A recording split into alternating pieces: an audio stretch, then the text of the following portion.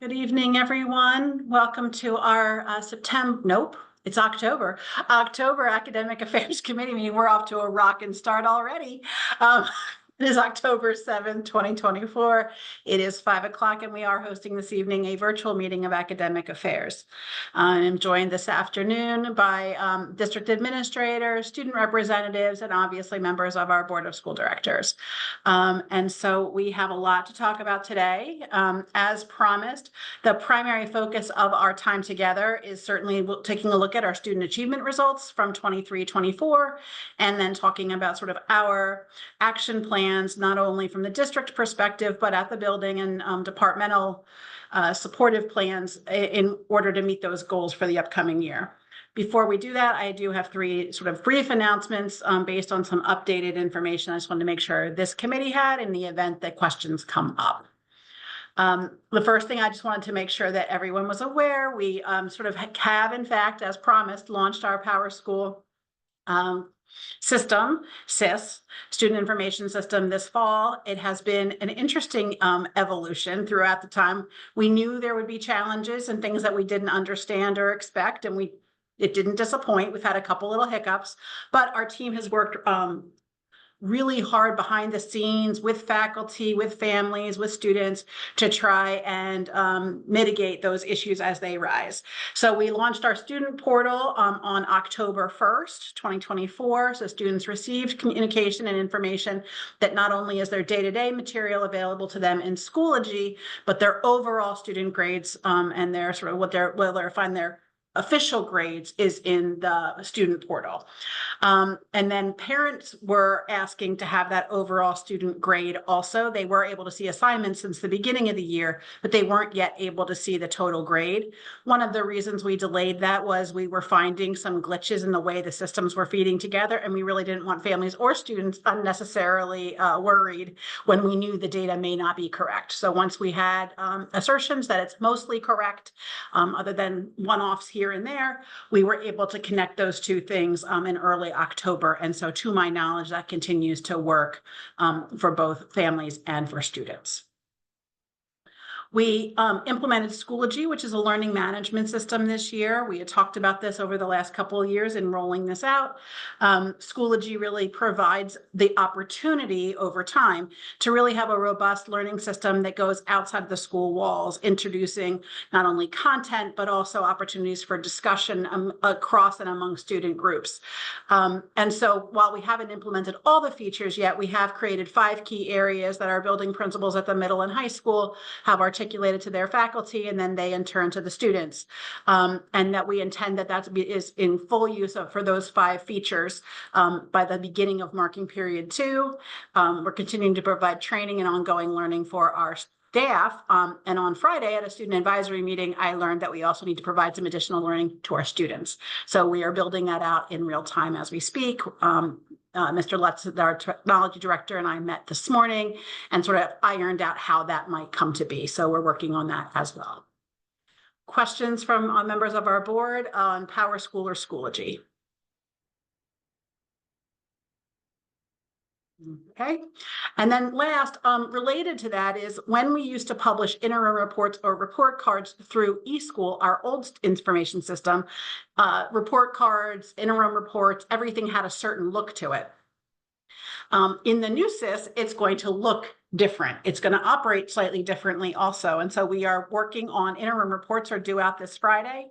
Turns out we probably don't need a whole week to get them ready, which is what we did. We said that we would be done on the interim report was officially ended on Friday, was the midpoint. And then we'd have those reports ready. In fact, for some students and families, they're already available because they are created in real time. So those reports are getting loaded, and then we'll be communicating that out to families to understand that this is about the midpoint and how students are doing, and should there be questions, they should then have those conversations with their teachers.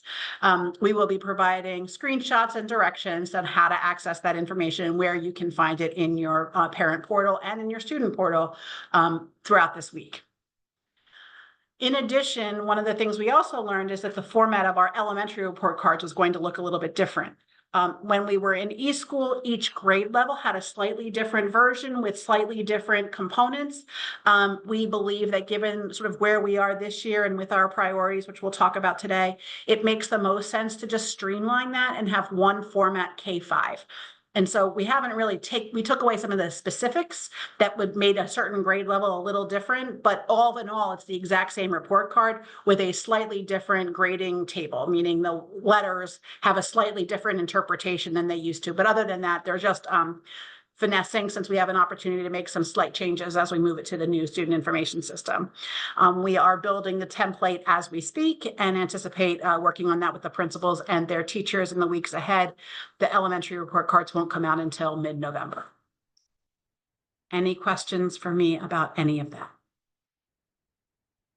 Team, did I miss anything?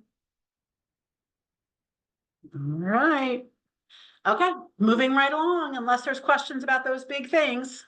Dr. Yannicone and I are going to kick off sort of what has become our annual student update on our academic performance from the prior year.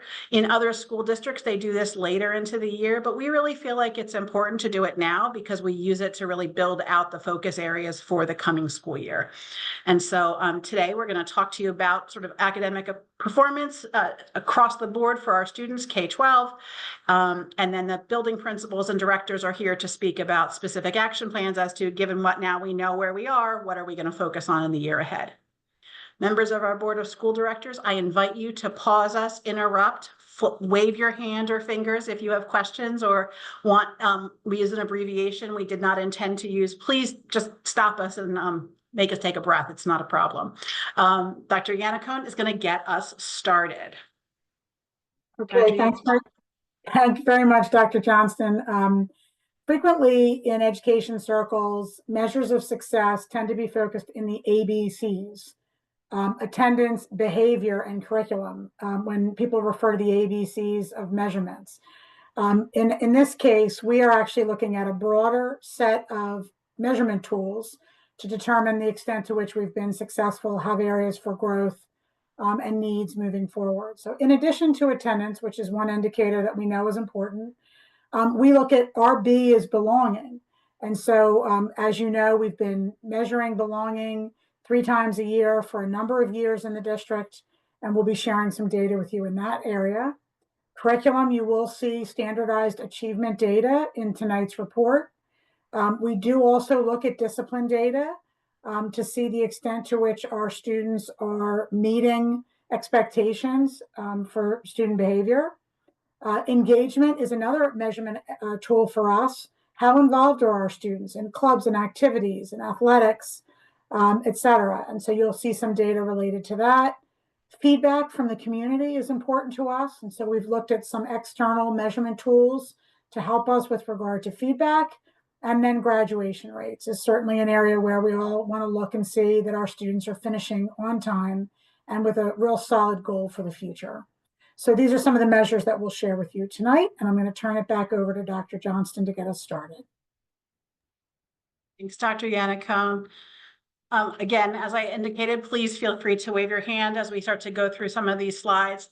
In the past, when we've presented this data to the board, we've focused building by building, grade by grade. And while that can be instructive, I think for the board to have a clear understanding of how we're doing as a school district, it makes more sense to look at it a little bit more holistically. So this evening, you'll see a shift in the way we're presenting the data, not to give you more or less. It's actually pretty much the same data, but we're providing it to you as a collective and trying to organize it, as Dr. Yannicone said, across those ABCs. Not necessarily in that order. Heads up. So the first thing I wanted you to take a look at was our overall sense of belonging for our students. You'll see the 3 groups of data. And what's important to take away is not the specific numbers, but that overall, the sense of data, the sense of belonging across all 3 of the schools where we measure this information. I'll remind you, we don't measure this at Enfield currently in this format.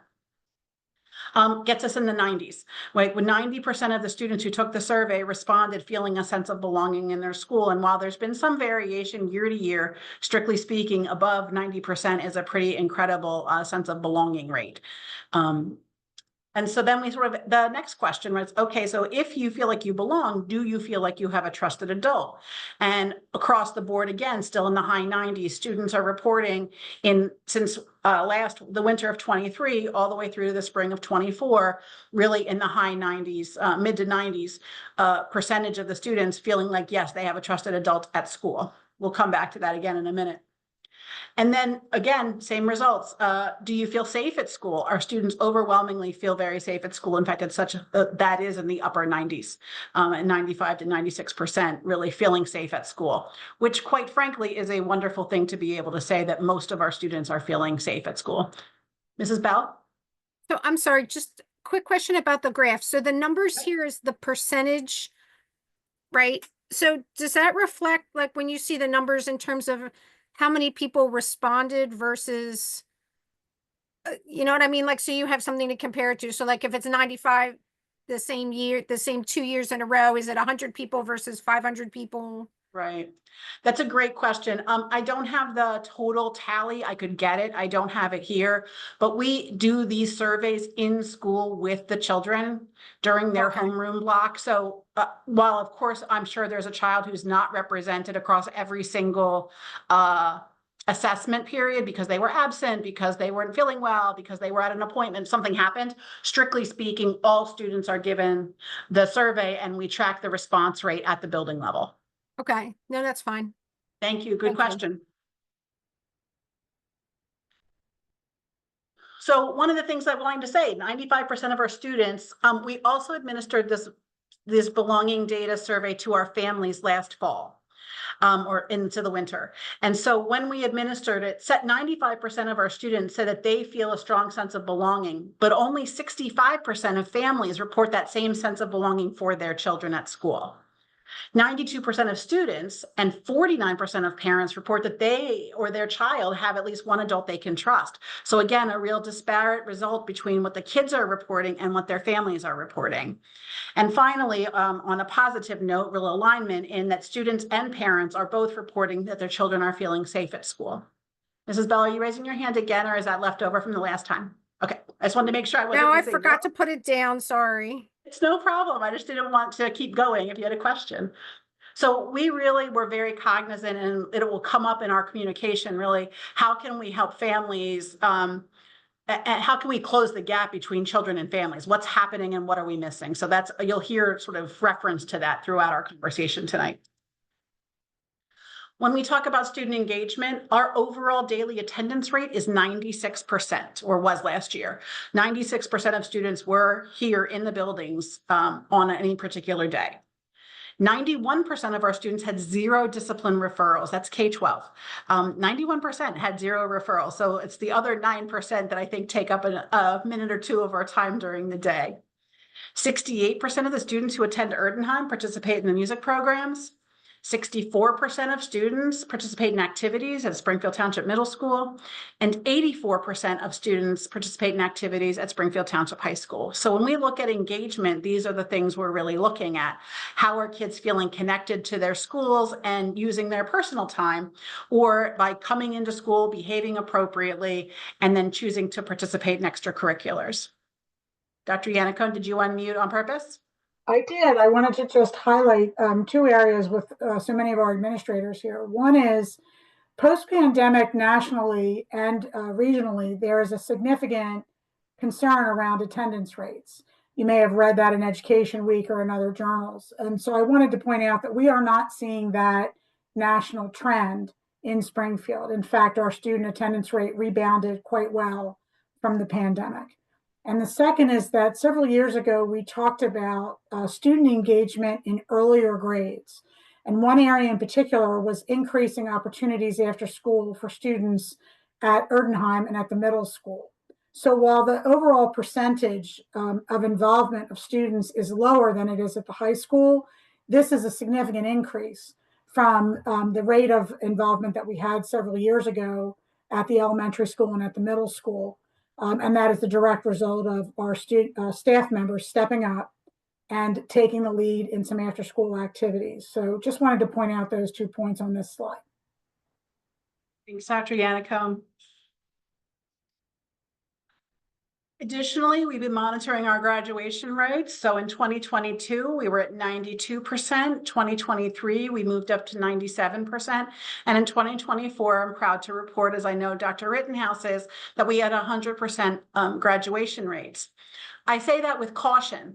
One of the things we've talked a lot about with faculty and obviously with students is the 100% is a wonderful note as long as all students are meeting the expectations for that 100%. We equitably and authentically want to make sure that our students, when we're reporting that to you, please know it's behind the scenes. We're helping ensure that every child has met the expectations of our high school in order to earn that diploma. And so we're real cautious not to just celebrate 100% like we're pushing kids along, where instead we're diligently taking a look at kids who are having a difficult time or who might not have made it to try to figure out what supports or services might be put into place in order to help them to cross that bridge into post-secondary life, be that career or work. Questions about any of these slides so far about engagement and or graduation rates? Okay. So the members of our Board of School Directors and perhaps even our new student representatives know that we now, not only are we using our profile of a graduate, but last year for the first time, we had students take a self-assessment in grades 2, 5, 8, and 11 to reflect on the ways in which they were demonstrating proficiency and competence in each area of the profile of a graduate. While the wording was slightly different in describing what beginning, emerging, developing, or demonstrating might mean to a second grader versus an 11th grader, we did use the same words. So we described it a little bit differently for 11th graders than second graders, but the idea was that they could self-assess on whether they were beginning to have a skill or demonstrating the skill, beginning being just getting started and demonstrating it consistently using the skills of the profile of a graduate. So here's the results we got in this very first year. So in the concept, in the skills of critical thinking, you'll see that the majority of our students identified themselves as being developing or demonstrating. So the upper end of the continuum and how they thought about themselves as a critical thinker. Same is true for that self-motivated learner, right? That most students found themselves at the upper component of that performance. Reflecting on being a global citizen, high performance and self-evaluation, and really how the students see themselves in connecting to the world outside, not only of Springfield Township, Pennsylvania, and the United States, but as a member of the global community. I attribute our second graders to some of the projects that they did that were international last year. So I think that continues to help them see themselves as a part of the greater world. Continuing to evolve, although a little bit more discrepancy, is the idea of being an effective communicator. That's not only expressing yourself, but hearing the ideas and perspectives of others. And so again, you'll see that most of our students are seeing themselves in developing and demonstrating, although we did see a little bit more diversity into that emerging for that one category. And then finally, creative problem solving. Again, students seeing themselves as really developing those skills. What we thought was important about that was this is the first time we've ever asked them. And while some grades used evidence to reflect, that's something we're working on this year, is to really enhance them using particular pieces of evidence to help inform their decision making. But across the board, we got real range and variation. And I think our faculty found it interesting to see the results, and we continue to use this to help build out decisions we make in terms of curriculum or other pieces, that those skills that will serve you well as lifelong learners are a part of our curricular program. So this is that first year of those data. Questions about profile of a graduate results?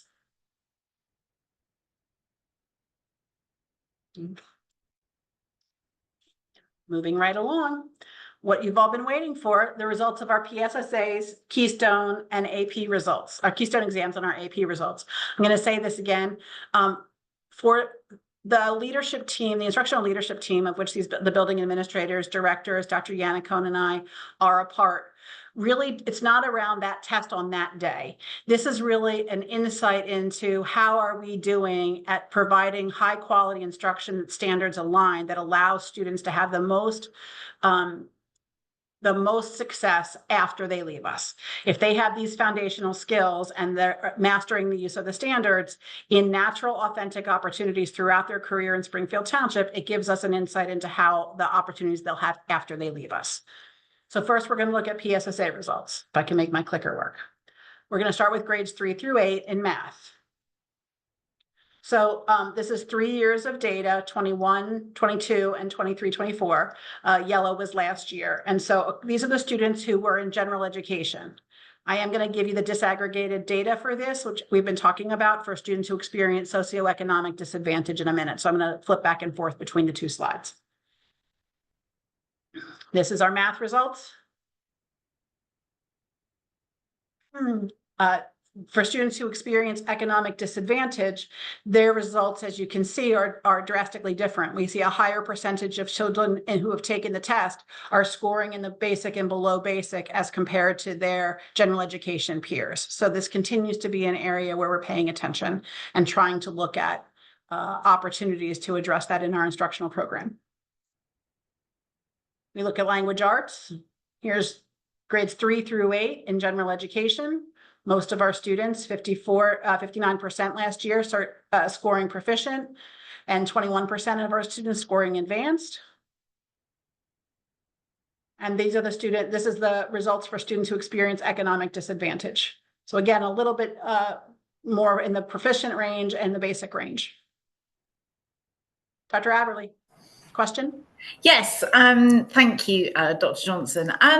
So how is economic disadvantage determined then? Because there are students that could be outside of general education, but maybe don't fall into that bucket. I just wanted to understand how that's defined.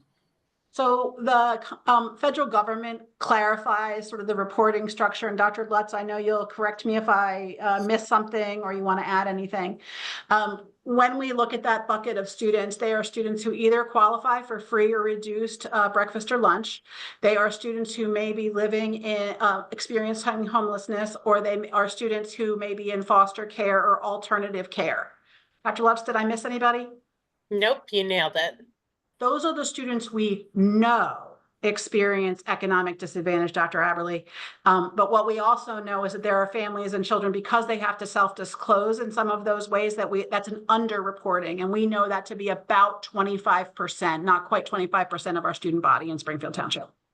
So how do the students that fall outside of general education and don't fall into the economic disadvantage, where do those sit? So for the purpose of this slice of the data, unless you experience economic disadvantage, we left you in general education. Okay. No, thank you. That's helpful. So it's like, that's an important question. I appreciate you asking. Yeah. No, thank you. Dr. Aberle, if I could just offer a little bit of background that you may have not been privy to as a newer board member. Several years ago, when we were looking at the disaggregation of data as a component of our equity action plan, we were trying to determine how to categorize the disaggregated data. And what we came to is that there is a cross-section of multiple historically underrepresented groups within the socioeconomic category. And across national data sets, students who fall into the economic disadvantage category tend to be students who struggle the most with attendance and with academic achievement. And so we determined that this was the disaggregated group we should focus our energies on as we look to meet the expectations of the Equity Action Plan. So while we do also disaggregate for race, for gender, for placement, for students with and without an IEP, for example, the group that we are consistently looking at to determine whether or not we are meeting the needs of all students equitably is this group who are identified as having economic disadvantage.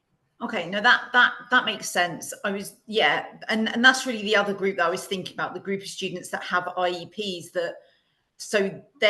if they don't fall into this economic disadvantage grouping, they're in with the general education. So that's going to be quite a broad spectrum of students in that case. Okay. Mm-hmm.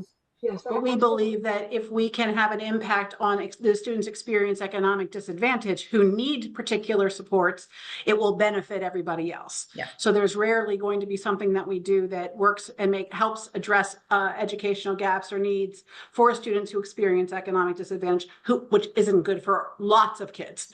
And so that's sort of how we landed here. Yeah, no, that's really helpful. Thank you. You're welcome. I'm glad you asked. Thanks for asking. All right, so how did we do in science? This is grades 3 through 8 in general education. And the scores. And here's how we did for students who experience socioeconomic disadvantage. Now, I will say that one of the things that we're about to experience is the state changed the science standards. And so this spring, for the first time, we're going to take a new science test. In addition, we'll no longer take that science test in 4th grade, and now they will take it in 5th grade. So there's a couple of changes that are coming. So Pennsylvania has already put in their plea to the federal government to say, like, everyone's going to participate in the test, but we're not actually sure what the results are going to show this year because these are new items and new tests being experienced for the first time this coming spring in 25. So we'll talk more about that as the year goes on. Questions on PSSA performance beyond those we've already discussed? Okay. Algebra Keystone. So as you know, many of our students take algebra while they are at the middle school. This is a combination of both 7th and 8th graders who took algebra while at the middle school, and this is their results, their overall performance. And that's the percentage of students and how they scored. And then here's a comparison in the middle school for those students who are in general education versus those who experience economic disadvantage, and sort of how their scores compare if they've taken the Keystone at the middle school. These are the Keystone results at the high school. Again, percentage of students if they have taken it at the high school. Here's how they scored the last 3 years. And then here's how the comparison is for those students who experience economic disadvantage. We've put a lot of attention on these scores at the high school for algebra. There are a lot of variables that separate out the middle school and the high school performance in algebra. Students who take algebra at the middle school have more hours of direct instruction in algebra than those who take it at the high school. At the middle school, they get it 80 minutes every day for 180 days. At the high school, they likely get it for 78 minutes, Dr. Rittenhouse, for 90 days of instruction. So it's a slightly different pool of results in terms of the amount of instructional time. And in addition, these are students who have been participating in grade level math from 5th, 6th, 7th, and potentially 8th grade, who are now taking it at the high school. So while they're grade level learners, there's something about our sort of 5th grade to 8th grade focus on the grade level courses that we are beginning to pay attention to as a result of looking at these data for the past 2 years. So we continue to refine sort of how we're looking at instructional practice in our mathematics program at the middle school and at the older elementary levels. Literature Keystone. Here are the results for the percentage of students overall, how we did. Again, some trends towards advanced and rebalancing and decreasing the number of students who are scoring basic. So that's all really good news. And then sort of the comparison when you look at those students experience economic disadvantage. This is percentages of kids in the general education or experiencing economic disadvantage who scored advanced or proficient. So just to clarify what those percentages are. And last but not least is the biology Keystone. We had some really great growth last year, and those teachers were pretty excited until I told them we're going to have a different test this spring, but they got on board. They're pretty excited about the challenge. They did some really great new things, so we saw some improvement in their performance. And again, here's the separation when you disaggregate the data between economic disadvantage and general education. Questions for me about Keystone results? All right. AP performance. Good, doctor. Thanks, Dr. Johnson. So with regard to the AP performance, as the members of the board know, several years ago, we mandated the exams and we paid for the exams as a district. And I think that was a really strong step forward for the district from an equity perspective, that we are not only raising the standards for all students to sit for the exam, but also that we're willing to put our money where our mouth is and pay for it for them. So as you can see here, we've had some really significant growth. The total number of AP students is the number of students who have taken a course. And so you can see there a significant increase over the last 5 years. The number of exams being administered is a tribute to the counseling department because they have to administer all of these exams, organize all of these exams. So a significant increase in their demand during the month of May. AP students with scores of 3 or better. This is also a significant achievement for our high school students and for our teachers. The fact that we're continuing to not only expand the number of students taking the courses and taking the exams, but they're continuing to meet pass rates. And so then you see there the percent of the total AP students with scores of 3 or better. And this is a significant and steady result. So statistically, you would expect that if the number of exams and the number of students taking exams increases dramatically over 5 years, you would expect a drop off of your pass rate. And the fact that we're really not seeing that is significant. The lowest percentage there was at the height of the pandemic, where it was a real significant challenge for students in 2021. So the pass rate was a little lower that year, but we are rebounding really nicely. And so very proud of the results and happy for our students and for our AP teachers with these results. Ms. Bell, I think you have your hand up. Yeah, I'm sorry, I'm struggling a little with this. So Yes, I no get the problem. total AP students, right? So there's 227 kids who are taking at least one AP class, right? Now, is the number of exams so much, meaning like you may have one kid who's taking more than one AP class? That's correct. Yes. Okay. So when it says AP students with scores of 3 or more, it's still of the 227, and it doesn't really tell you like if they took 2 tests, whether they did like a 3 or more on one test or the other or both. Right. So 184 of the 227 students had scores of 3 or better on at least one exam. Okay. That's how you get your 81.06%. So Does that if make you have a sense? student who took 2 AP exams and got a 3 or more, it's not really reflected in this then, right? Because this is okay. Correct.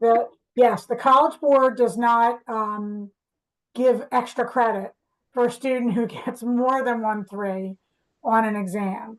So it's the total percentage of students with a score of 3 or better. And that will come up in a moment on the next slide. Okay. Dr. Johnson, if you advance, yep.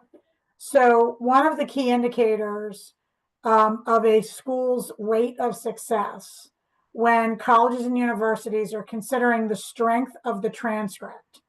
So when students apply to colleges, there are thousands and thousands of high schools across the country, and colleges and universities have to make a decision about, is an A at one school the same as an A at another school? And one measure of the strength of an academic program is this data point. So it's a data point that we have been working on for a number of years, for the last 5 years, and it is moving in a really positive direction. So the goal is to get as high a percentage as you can of your graduating seniors scoring a 3 or better on at least one AP exam. This is a consistent measure of the strength of a high school program. And so moving from the 30s, and actually prior to 2020, we were in the 20s. We had like 22% of students graduating with at least one score of 3 or better. So now to be approaching 50%, we are moving into a completely different echelon of high schools with regard to strength of schedule, strength of academic program. And what that does for our graduates as they're applying to schools post-secondary is that it raises the expectation for where they can go to school. And then on the next slide, Dr. Johnson, if you advance again, you'll see one point of feedback is the U.S. News and World Report rankings. Now, I will say there is currently a national move to look at other rankings. beyond the US News, and I'll show you an example of that in a moment. Nonetheless, when we're looking at US News rankings, these are relevant. So we were ranked this year 3,200 out of 17,655 high schools based on these multiple data points. Puts us in the top 18% of high schools across the country, 125 in the state out of 656. Again, very consistently, being in the top quintile is significant. And then 62 in Philadelphia metro area. We all know that the Philadelphia metro has many, many competitive high schools, but we're still in the top 38%. Now, we want to continue to move forward, and we will, but this is some great data. These rankings are based on data from 2 years ago. So US News is a lagging indicator, and so we do anticipate continuing to rise in the rankings in US News over the next few years as they catch up with our more recent data sets. And then I wanted to share one other feedback measure that we use is Niche. Niche is a site that is frequently used by people who are considering whether to move into a district, considering the strength of our program, when post-secondary programs and even employers are looking to see what kind of an education did our students receive. And so there's some quotes here. I won't read them to you, but there's some quotes here from families, students, and staff that sort of reinforce people's experiences in Springfield. And if you go to the next slide, we saw some really significant growth this year. We have been working on our niche rankings, encouraging members of our student body and families to provide feedback on how we're doing. And we're getting really good feedback positively. And so our 2025 ranking, which was just released in the last week, based upon that community feedback, and then they pull all national data sets that are available from the federal government and from state government, any published data sets. And you can see here some significant growth from 101 out of 496 districts a year ago to 76. So a really significant jump on niche, and then comparable jumps in the best places to teach and districts with the best teachers. So we want to continue to pay attention to these measures of success and continue to encourage our students and staff and community members to provide feedback that'll continue to draw people to Springfield Township who value good public education. Are there any questions about any of that data? Okay, Dr. Johnson, I'll turn it back over to you. Thanks, Dr. Yannicka. Why do we want to share all of that before we start to talk about our action plans? So one of the things that we did over the summer was, as these data sets rolled in, we asked our administrative team to dig in, take a look, recognize where their areas of strength were, where are there opportunities for us to really dig in and grow in order to continue to impact and move along student achievement to where we know it can be. And so there were two areas that we really wanted to pay attention to. We are interested in continuing to grow our student achievement, particularly closing that gap between those disaggregated groups wherever we can. And then recognizing that our children need our staff to have the best professional learning in order to give them the skills and strategies to do that. And so what we've asked each of our, so we created two goals, excuse me, I'm ahead of myself. As you've seen, members of our board have seen these goals before, that here's how we're going to look at student achievement, that we're looking to have high levels of engagement and belonging and increase achievement. It's not one or the other. We want people to belong, we want them to feel good about it, we want them to gain skills, and we want them to achieve academically in those core areas of reading, mathematics, and science. Like we do, it is a both and. And then we want to make sure our staff has all the tools and skills in order to do that, and that they're given high quality feedback from their administrators to help to build those skills within their classrooms. We've asked each of our administrators to create action plans to really talk about how they're going to turn these things around, staff development and student achievement in their schools. I will say, prior to having Dr. Markle speak about Enfield, we have chosen not to include the benchmark data that happens at Enfield because it's not a standardized measure that we use across the district. It's not a high stakes piece. It's a screening material that we use for instructional planning. But please know that certainly the Enfield team is doing lots of data analysis analysis and investigation, particularly in language arts and mathematics. And so I want to just, although we didn't include those data here, please know that they are a part of it. And Dr. Markle's well aware of how the third graders are doing, and uses that as real feedback for her staff on ways that they can continue to grow their skills to help third graders be as successful as possible when they do take that test. Dr. Markle, did I say all the right things? Yes, Dr. Johnson, you did. So what are we going to do? Dr. Markle will kick us off. Each leadership team will share with you their annual goals, their rationale, the action plan they're proposing, and then what they're looking for success criteria. Dr. Markle, you're up. Thank you. Thank you. Just as Dr. Johnson shared, our main focus and goal is to obviously increase achievement levels for all students as we look at our standardized assessments in terms of our benchmarks that Dr. Johnson just shared, and also looking at classroom assessments, and then also our profile of a graduate self-assessments that Dr. Johnson and Dr. Yannicone shared earlier, because as we know, achievement won't happen unless our students are feeling that sense of belonging, and that profile of a graduate self-assessments gives us one key way for them to self-assess how they're doing with their own learning. In order to achieve this goal, we have a rationale. In our last academic affairs last year, we were excited to announce where we landed with the adoption of a new ELA resource, CKLA. And so our main goal here at Enfield this year is to continue to create targeted instruction to support the needs of our students based on standards and skills. But our big focus is the implementation of our new program, CKLA, which will help us to increase our students' foundational skills and knowledge. One of the beautiful things about this CKLA, it really is keeping us up to date with what we know about the best way students learn to read and the key ideas of science of reading. And so we know that students have to have a strong background knowledge and be able to understand what they're reading, and it also helps to equalize when we can create a strong background knowledge for everybody. We level the playing field for everybody. And so what I really like about CKLA, it also provides really targeted instruction for the skills component, which is teaching students that there are sounds, and eventually they're going to understand that letters have sounds, and putting all those pieces together while also building a really strong background knowledge.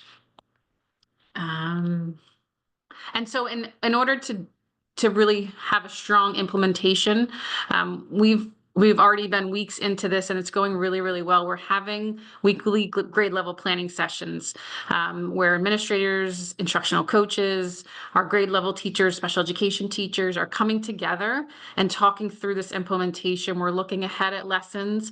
We're also talking about maybe some pitfalls we've experienced. We're also sharing ideas of what's working and making little notes that we remember when this time next year, let's remember to do this. And it's really like a wonderful collaborative effort that we're having each week. But in addition to that, we're continuing to look at classroom assessments and how students are doing and making adjustments to instruction as needed. And in addition, just as Dr. Johnson shared, we do benchmark assessments to help us identify any students that may require additional support that's needed beyond just the classroom level. And so we are providing intervention reading and math groups starting next week based on the review of data as well. And we continue to look at data. Part of our weekly grade level planning sessions is also looking at how students are doing on the end of unit assessments for CKLA and for math as well.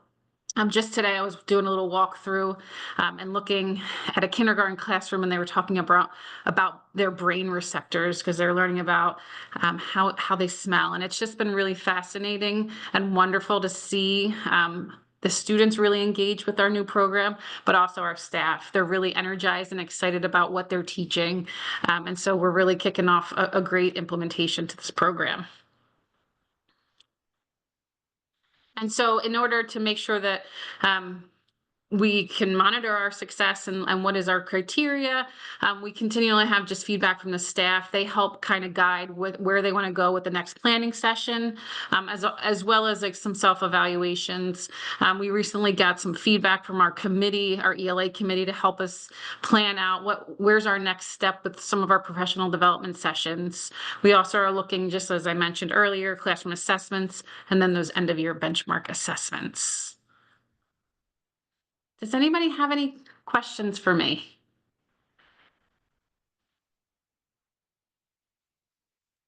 Great job, Dr. Markle. Thank you so much. Thanks. Passing it on to my good friend, Mr. Spiker, who's going to talk with us about what's happening at Erdenheim.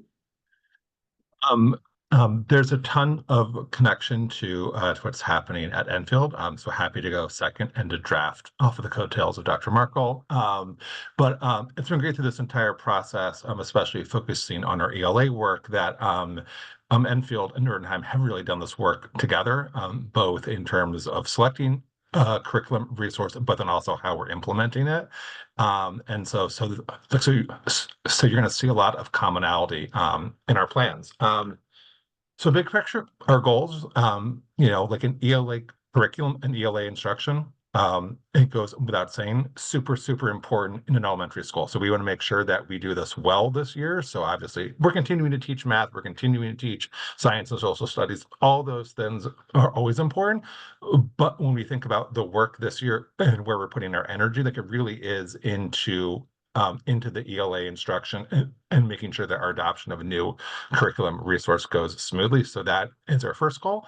And then that ties into the second one of like the goal of all of this is that kids learn a lot and they make progress. And so measured by the Linkit benchmark, which we take in the fall, the winter, and then the spring, we want to see that kids are making progress and in essence are learning faster than maybe would be predicted, because we're doing such a great job teaching them things that they are going to outperform the expectations from where they started at the year. So good curriculum instruction is going to lead to good student learning is our theory of action here for our goals. And that's basically what I just said here, right? So that's really what our bet is. And as Dr. Markle said, this idea of CKLA really is about direct instruction of key foundational skills, which look a little bit different in 3rd through 5th grade than in K2, but still we're teaching kids the basics and the key ideas for how to understand a complex text, for how to write high quality written responses in the context of building knowledge around them, right? So like science and social studies. So we just started our second units for all 3 of our grades. 3rd grade is digging into to animals and how to classify animals and learning about, like invertebrates, invertebrates, and warm blood animals and cold blood animals. 4th grade is learning about the Middle Ages, and 5th grade is learning about ancient empires in the Americas, so like the Mayas, Aztec, and Incas. So that is really where we're putting our energy and our rationale this year. And then how we're pulling this off, again, very similar to Enfield. Our administrative team, so me and Miss Mac, we're in the classrooms every day, or every week, but almost every day, but every week for sure, so we can see how things are going. So we're able to have our pulse on what is working, where we may need to have some additional support, and then we have those weekly planning meetings similar to Enfield, where we're coming together with all the teachers on the team to talk about what's working, what's coming up. To have everybody feel prepared and as ready as possible. The first time teaching a curriculum is hard for teachers, and it's new and it's different. So we want to make sure that we have put as much energy as possible into making sure that they have what they need to be able to do that well. Besides that, continuing to look at student data. So that's everything from our benchmark assessments to looking at formative assessments throughout our units to see what is working and where holes and gaps are, so we can make those adjustments before we get the PSSA results back next summer. And then we, as part of this work, we switched over from the STAR assessment to the Linkit benchmark, which Enfield already is using, and the middle school is as well. So we're aligned there, and that just is also going to help us to have that student work in front of us, so teachers are able to target what's going well and where we should make some adjustments. And then that ties in then to our last slide, our success criteria. Similarly, we want to make sure that faculty feel supported. They have what they need. They have the guidance, the time, the collaboration time. So wanting to hear from them. Looking at that walkthrough data, right? Like seeing what folks are doing well, like where they need some support. Looking at data all throughout the year, and then obviously those end of the year benchmark assessments, both on Linkit and then ultimately on the PSSA, and our hope that all the work that goes into this all year then is going to translate into more and more students being prepared for the challenges of the next year. Any Thanks, questions Mr. for me? Spiker.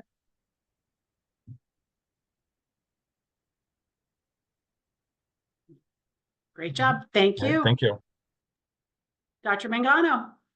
Good evening. Thanks for having me. Hopefully everybody can hear me okay. So we have the pleasure, I would say, of really taking the momentum that's been built at the K-5 level and really kind of taking that and making that connection to also take the momentum, but move it. So now making application into what we've now taught at that very specific level, and then really working to launch kids for the high school. So we're in a really unique position. I feel like I always say we're like the magic in the middle, says we have to grab kids from where they are, make sure we're teaching them how to apply and build on that almost like a gradual release work, if you will, and then get them road ready for the high school. They make a lot of changes at the middle level across 6 through 8. So we're really dealing with many other things, social, emotionally, in that aspect, as well as we focus on our instruction and really those areas of engagement and achievement. So for our goals, we're really working this year on what does core instruction look like in the classroom across all of our disciplines and behavioral practices, because again, we're dealing with the middle level child and everything that comes with that. So we've got to look at both of those aspects and really what does tier 1 core instruction in the classroom look like, and how can we help support teachers in that avenue? What we also want to do is build capacity. We have a really strong staff. So how can we take their skill set and develop those skills and really look at that intersection of engagement and rigor in the classroom, and again, those impacts on student achievement? One of the best things I think that we are working really hard on is that connection piece and engagement, and where it really matters is kids, if they, and everybody has said it tonight, if they do not feel connected at school, it's going to be really hard for them to achieve. But if that connection is there and we develop it and we carry it on from where, at K-5 where it started, I think we've got a great shot at really developing kids' skills. So the rationale behind this goal, again, sort of carries through the torch that has come our way, but we want to take that learning and apply teach kids. How do you apply what you already know now? Now we're not reading to learn, we're not learning to read, we're reading to learn, so to speak. We want to look at increasing student achievement, again, promoting our engagement and those connections piece, which is critical at our age. We're asking ourselves a lot of questions at the middle level, specifically with learning intention, like what's our purpose and our intention behind what we're doing, and is it student-centered?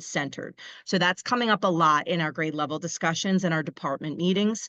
And again, and I love how Dr. Markle and Ben, you mentioned it as well, is that profile of a graduate. Those skills for us are at the foundation of all that we're doing for our kids. So we really want to work to develop that even further, but also teach kids, what does a portfolio look like and how can they start inserting pieces of data into that portfolio before they get to the high school? And then just some of our action steps behind the how we're doing what we're doing. We've really got to develop some data protocol for our teachers and work with teachers on what that looks like. We're working with our academic coaches as well around those areas, creating some common language and guiding questions, really fine-tuning our lesson planning and how we're delivering, again, that important instructional piece and asking those key questions of that intent and that engagement. Also connecting the data analysis. So spending some time working with teachers in Linkit and really having conversations so that they truly understand, if this is the assessment we've given and this is the data we have, how does it drive what we do, whether it's the next day or moving forward? And again, keeping that profile of a graduate, those elements underneath all that we do. There you go. Sorry. Thank you. Criteria that we're going to look at to say, did we meet our goal? Did we hit our target? Looking back at our belonging attendance activities data that we have, also our benchmark data and our PSSA data, just some reflection as well within the department and grade level meetings. Are we hitting our target? What do they need as teachers to be able to do the roles and the tasks we're asking them to do? Walkthroughs, really powerful to be in and out of classrooms and kind of helping teachers in the moment with things or giving them a chance to ask questions. We too have a new ELA program at our 6th grade level. So to be able to be involved in that and assisting teachers and providing time for those kinds of conversations, making that department time very relevant and real. End of year benchmark assessments and just taking a look at, again, did we hit our targets and where do we need to go back and maybe ask additional questions? Thanks, Dr. Mangano. Thank you. Any questions for her? All right. Then last but not least of our building principals, we're going to leave it to Dr. Rittenhouse to get us started about the high school and their focus for this year. Hello, everybody. There are 3 building goals. First, supporting students in choosing and enrolling in one self-identified challenge course each year. And that could be a student who has never taken an honors class or never taken an AP class, or it could be somebody who wants to take a class in art or music. It's challenging to that individual. Develop programs to support successful transition to high school. And that is something that Mr. Laraco is working on, and that's that transition 8th into 9th, but certainly any student transitioning from an area school to our high school, but really focus on that 8th and 9th grade transition, which you'll hear about in a couple of minutes, and then shifting the cognitive load to students. So it's not just the teacher who's a sage on the stage, but engaging in collaborative learning models where the staff and the students work together.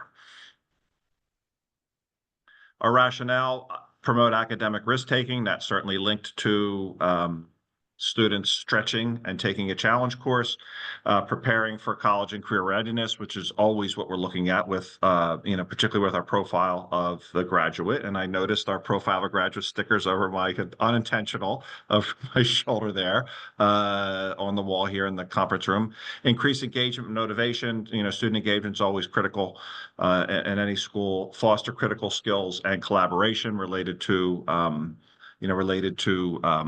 collaborative learning models, and then obviously profile of a graduate, we're that final stop, so to speak, where all the schools we're building up to the high school, and we were really excited with some of our self-assessment scores with our students with profile of a graduate last year, which you saw earlier.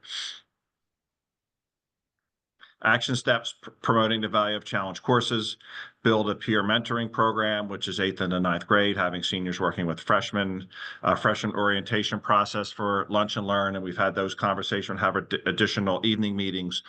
We assume that our new families know what's going on in 9th grade, with the same with the students, but of course that's not always true. So, certainly raising that awareness. Parental outreach and education through family engagement events, which we're currently planning, designing professional learning, focus on instructional practice, which again promotes student collaboration, and student feedback and voice guides our program. In this same room, we had our student advisory last Friday with Dr. Johnson and Dr. Yannicone, and we had our first Panorama Sense of Belonging survey today. We administered to all our students. So student voice and feedback is always critical to us. Our success criteria, sense of belonging numbers, attendance, activities, student course selections, and academic data review and reflection, staff and student feedback surveys, and then our walkthrough and observation data, what's going on in the classroom. Thanks, Dr. Ritt. You're welcome. Any questions for Dr. Rittenhouse? I will add, we are very proud. We've been very proud of our data the last 3 years. Our staff works very hard, and we have just awesome students and a very supportive community and family. So we've been really excited about the progress we've made in all of our areas. And that's activities, that's attendance, that's AP, that's Keystones, that's sense of belonging, all those great things. Thanks, Dr. Ritt. Mrs. Hubley. I just wanted to say, Dr. Johnson, thank you for this way of presenting the information, because I feel like we got to see big picture tonight from K to 12. And as somebody who's at the end of the road of that, it's nice to see how it starts in the beginning and how we get to this end result. So you talked about earlier how the information is going to be disseminated in a different way, and I actually appreciated that tonight. So thank you. Thank you to all the people who did the presentations too. I'm glad, Mrs. Hubley. I think that's what we want, is digestible. We have one last action plan to present to you, and that's our students and support services. So Dr. Dennis and Dr. Lutz, I'm not sure how rocks, paper, scissors went earlier today, but one of you is starting and one of you is ending. So who's up first? I'm up first. Dr. Lutz. Thank you. So our goal as the student and support departments is to help bolster the building goals for student success. So one of our focuses this year is on the multi-tiered systems of support, or MTSS, to ensure that students have access to strong core instruction at all levels, which you've heard all of the buildings discuss tonight. But then also we want to support students who are in need of interventions to help drive increased performances on that wide variety of academic measures that you saw that data in the data presentation. So student success begins with strong core instruction, and then our goal is to help support buildings as they implement new or current core initiatives, and also as we find that they're needing additional support this year specifically by looking at some behavioral screeners, and then in subsequent years by looking at some of those other tiered supports that we're going to be offering to students. One of the reasons that we have selected to really start with some of the behavioral and executive function aspects of students' school life is because we continue to see dysregulation of behavior and executive functioning deficits being a priority area of concern for our staff across K to 12. We're seeing increases in the types of students that are being identified for special education services in those areas, less so on the academic end, and we're seeing an increase in students who need special education services for behavioral needs as well as executive functioning needs. So we felt this was a really important avenue to begin exploring, really creating those, as Dr. Lutz said, those really systematic and rich interventions for students so that we can maximize their time in their core instruction. And how are we going to get there? We have a couple of action steps that we're taking to meet the goal for this year. One of the things that we really looked at was the creation of a teacher and administrative MTSS steering committee. They're going to help us make some district level decisions about our work. They're also going to help review and select that behavioral screener. We're going to provide some chunked professional development to our building admin teams so that they're poised to take on some of this work, so to speak. And then we're also looking at district-wide professional development opportunities for all of our staff members and reviewing our current intervention resources to help make those recommendations for our path forward in the years to come. And our success criteria for this year will really be the success of our committee. So reviewing what we were able to accomplish, maintaining meeting minutes with not just agendas, but action items and completion of those action items. Part of that will be selecting a behavioral screener and really building the process around it to help us in the next upcoming year to really pilot and administer it for the first time, and also our response to it. So we're going to collect that data. How are we going to respond to it, and make sure that when we do see students who have needs that we're addressing them appropriately. We're also going to have some really nice concrete implementation strategies, how we're monitoring students in intervention, how do we decide when students have met their goals in intervention, and so forth. So we'll be kind of building that out as part of our process this year. We'll also document and sort of get feedback on our PD sessions, what we're able to accomplish with our administrative team as well as with some of our staff. And then the final piece piece of that and part of that implementation strategy is really completion of a matrix. So really looking at all the tiers, starting with core, moving all the way to our students who are receiving our most intensive supports through special education, and also looking at our students who need enrichment supports through gifted education as well. How are we really determining where students fall, what supports that they get at each of those levels, and then some criteria around how do we decide where students need to be across the tiers, and then how do we know when students are ready to move back towards the core in those categories as well. Any questions for Dr. Lutz and Dr. Dennis? Dr. Aberle. Just one point for clarification. I think it was your previous slide, where it talks about professional learning for full faculty. Does that include like support staff, like aides, one-on-ones as well? And so again, we have paraprofessionals that support a lot of our special education students. We also have paraprofessionals that support tiered intervention. So, we work with them and we will build out the process with them as well as far as what their role is in supporting intervention. So one of the goals too over time, and certainly we're not going to accomplish everything about MTSS in one academic year, but really is looking at how we leverage staff across all of our buildings to help us make small groups, be flexible, and give students the best intervention possible. So they will definitely be part of our conversations around, where do they fit in the MTSS role, and what services that we need them to provide in that setting, and how we train them to be able to do that effectively. Yeah, just thinking about that, professional learning and development aspect, I think, and that obviously helps with things like retention as well. So absolutely. Yep. Thanks. So just to be clear, that sort of going through all of this, our focus is really ensuring that we have high quality access to high quality instructional materials and core instruction. I think that's been one of the greatest shifts since the pandemic that we've worked on in our curriculum adoptions and reviews, is ensuring that that core is fluid enough to meet the needs of most of our students.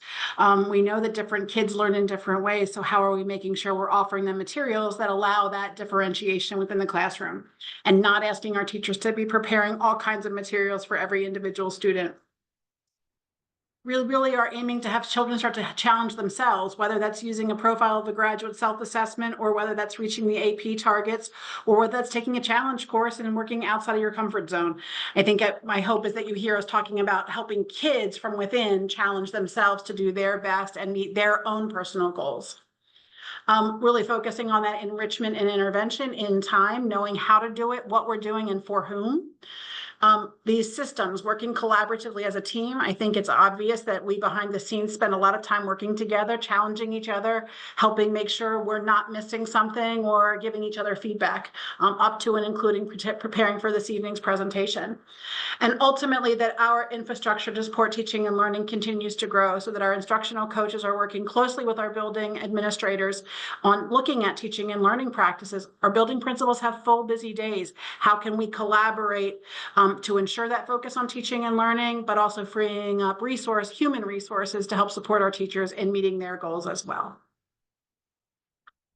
And so bringing you back sort of how we started, that ultimately these are our measures of success, right? We took a look at all of the different things from attendance and belonging and engagement, to curriculum, discipline, feedback, and graduation rates. It's no one of them that is more important than the other. And in fact, it's the composite of all of those that will help our students have as many doorways and paths open for them after they leave us after high school graduation. So it's our goal to look at all of these wherever feasible and possible, and make sure we're moving along or holding steady when we have high performance. Any questions or comments from our board members beyond what we've already shared?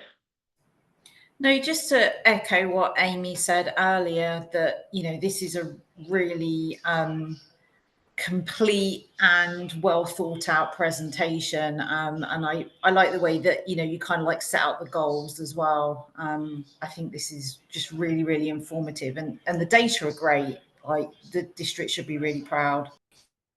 Thanks, Dr. Aberle.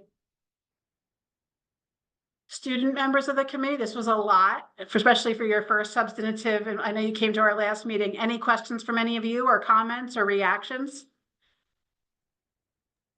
No requirement, thought but if you that- have it, go ahead, Isaac. Oh, I just thought that it was really cool to see our school compared to other schools and what each school is doing and their goals for this year, especially the data from last year, like PSSAs and Keystones. And it was really interesting to see all of it.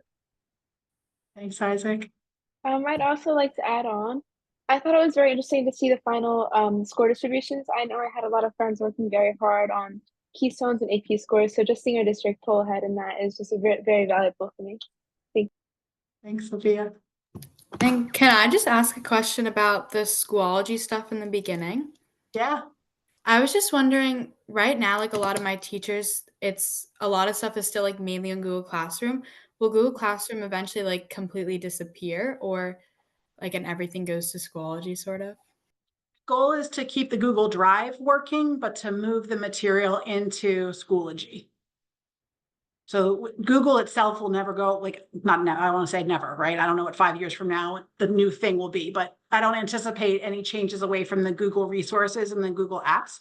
But the Google Classroom has some limitations that Schoology will provide additional resources to learn teaching and learning in the classroom.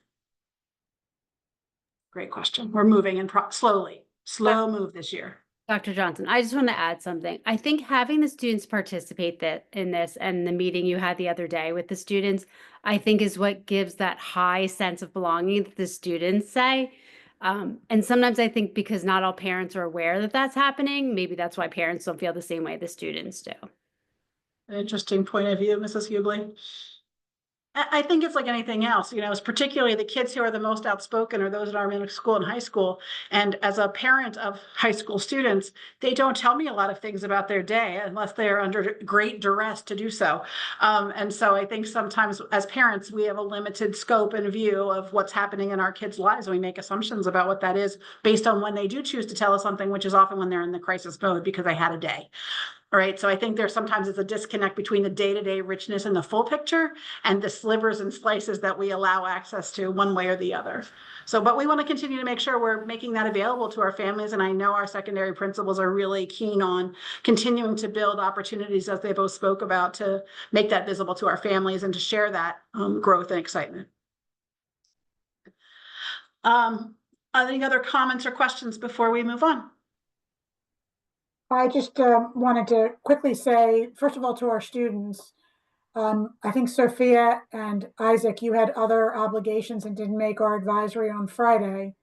And Anya, I know you had to leave early for another meeting. But we got some really substantive feedback on how Schoology is working for students at this point. And we're really in the earliest stages of it.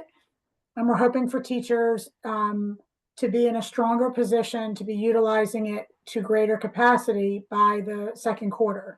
So one of the things I would ask you to share with your peers is to continue to give us good feedback. You can do that by email. You can email Dr. Johnston, or you can let Dr. Ritt know.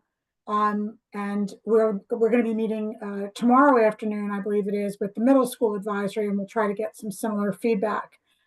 Because Anya, your question, like what I really want to know, and this is rhetorical right now, but for students to think about is what are those elements of Google Classroom that you want to make sure we can still provide you? What are the supports and communication tools that are provided in Google Classroom that you want to make sure Schoology holds on to? Because we want to make sure that the system works for you. And ultimately, you will all be in a learning management system at the collegiate level. If you go to college, you're going to see one of 3 major learning management systems. So we really want to prepare you for that.